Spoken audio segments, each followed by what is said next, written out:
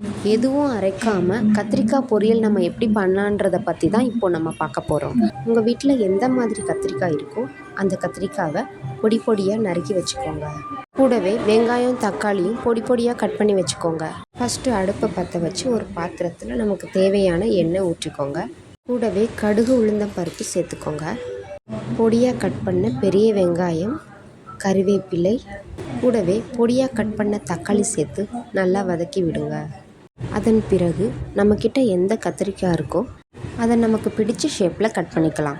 Cut பண்ண அந்த கத்திரிக்காயை தண்ணியில் போட்டு வைக்கணும். வெளியில் வச்சிட்டோம்னா கருப்பாயிடும். அதனால் தண்ணியில் போட்டு வைக்கிறது தான் நல்லது. நம்ம சமைக்கிறப்போ தண்ணியில் இருக்கிற அந்த கத்திரிக்காவை பிழிஞ்சு தண்ணி இல்லாமல் இதனுள்ள சேர்த்துக்கணும். நல்லா பெரட்டி விட்டுக்கிட்டே இருங்க. கொஞ்ச நேரம் மூடி வச்சுட்டு திரும்பவும் பெரட்டி விடுங்க. தண்ணி எதுவும் சேர்க்க தேவையில்லை. கூடவே கொஞ்சமாக கரம் மசாலா, அதாவது ஒரு 1/4 டீஸ்பூன் இருந்தால் போதும். 1/4 டீஸ்பூன் மஞ்சள் தூளும் உங்கள் காரத்துக்கு ஏற்ற மாதிரி மிளகாத்தூள் சேர்த்துக்கோங்க. நான் 1 டீஸ்பூன் மிளகாத்தூள் சேர்த்துருக்கேன். சேர்த்துட்டு நல்லா பெரட்டி விடுங்க. தண்ணி சேர்க்காதீங்க, அப்படியே பெரட்டி விட்டுட்டே இருங்க. சிறிது நேரம் மூடி வச்சுட்டு திரும்பவும் கொஞ்சம் நேரம் கழித்து மீண்டும் பெரட்டி விடுங்க. எங்கள் வீட்டில் எப்போவுமே கத்திரிக்காய் இருந்துகிட்டே இருக்கும்.